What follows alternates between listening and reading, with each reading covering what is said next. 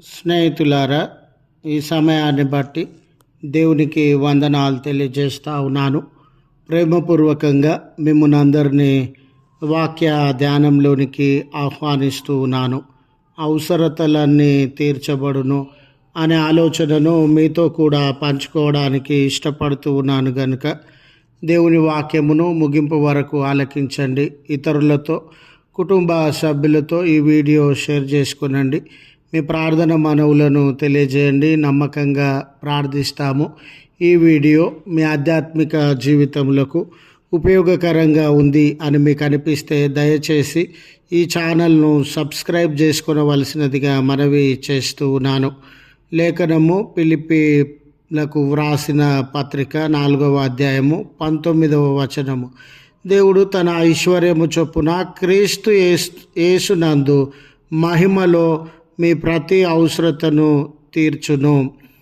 స్నేహితులారా, ఫిలిప్పీ సంఘం యొక్క స్థితిగతులను ఎరిగిన సంఘ కాపరిగా పౌలు గారు ఈ మాటలను తెలియజేస్తూ ఉన్నారు.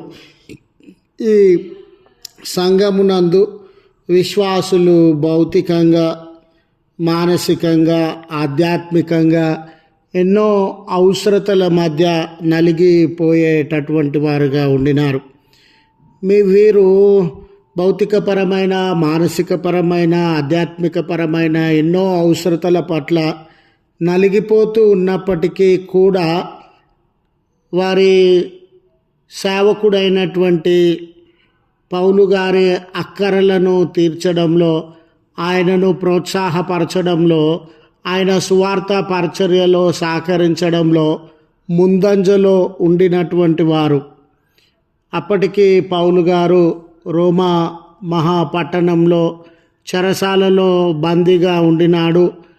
ఆ బందీగా ఉన్నటువంటి పౌలు గారు వాళ్ళ యొక్క సహకారాన్ని, వాళ్ళ యొక్క ప్రేమను, సేవ కొరకు వారిచ్చుచూ ఉన్నటువంటి ప్రోత్సాహము, మరి ముఖ్యంగా వనరులండి, సేవ విస్తరింపజేయడానికి వారిచ్చుచున్నటువంటి వనరులను ఆయన ఎరిగి ఉండి, నిజమే, మీరు ఎన్ని అవసరతలు కలిగి ఉన్నప్పటికీ, కొరతలను కలిగి ఉన్నప్పటికీ దేవునికి ధారాళంగా ఇచ్చేటటువంటి వారుగా ఉండినారు.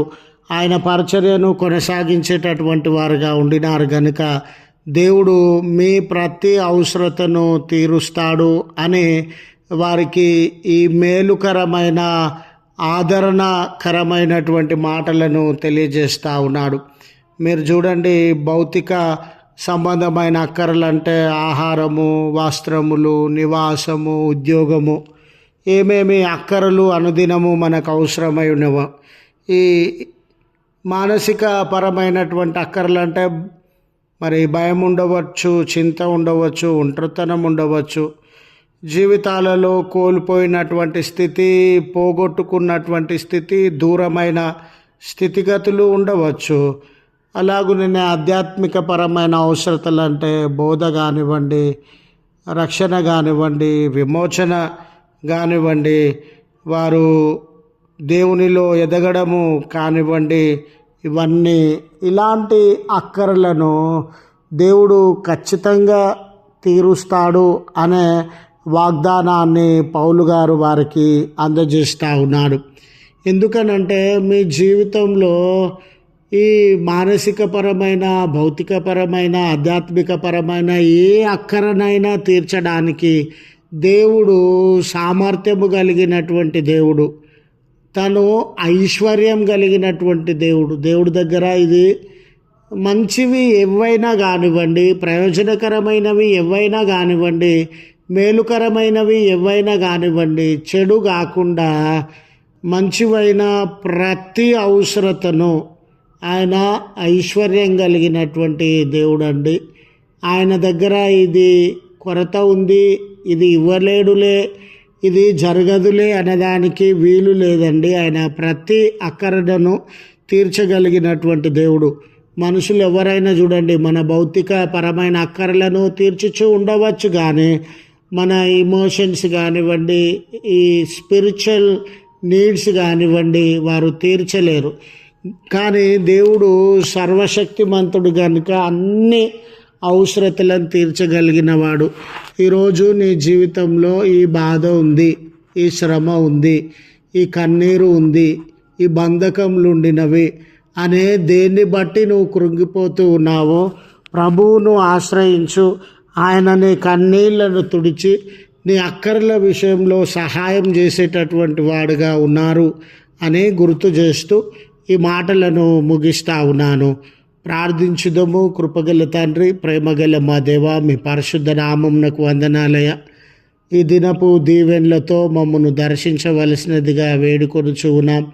మేము చేసే ప్రయాణాలు, ప్రారంభిస్తున్నటువంటి పనులన్నిటి అందు మీ సహాయాన్ని, మీ నడిపింపును మీరు అనుగ్రహించండి అయ్యా. కోల్పోయినాం, దూరమైనాం, దిక్కులేని వారంగా మిగిలిపోయినాం, బలహీనులం అయిపోయినాం, కృంగిపోయినాం, ధైర్యము మా నుండి దూరమైందని వేదన పొందుతూ ఉన్న బిడ్డలు ఉండినారయ్యా. మీ ఐశ్వర్యము చొప్పున మీకు అసాధ్యమైనది ఏది లేదయ్యా. వారి అక్కర్లను తీర్చండి. ఈ ప్రార్థనలో ఏకీభవించుచున్న కుటుంబంలోని వ్యక్తులను మీరు జ్ఞాపకం చేసుకునండి. ఈ దినము, జన్మదినము, వెడ్డింగ్ యానివర్సరీస్ జరిగించుకొనిచున్న బిడ్డలను మీ హస్తములతో దీవించుమని క్రీస్తు పేరట వేడుకొనుచు ఉన్నాము తండ్రి. ఆమెన్. తండ్రి, కుమార, పరిశుద్ధాత్మ త్రియేక దేవుని దీవెన మనకు తోడై ఉండి మనలను కాపాడునుగాక. ఆమెన్.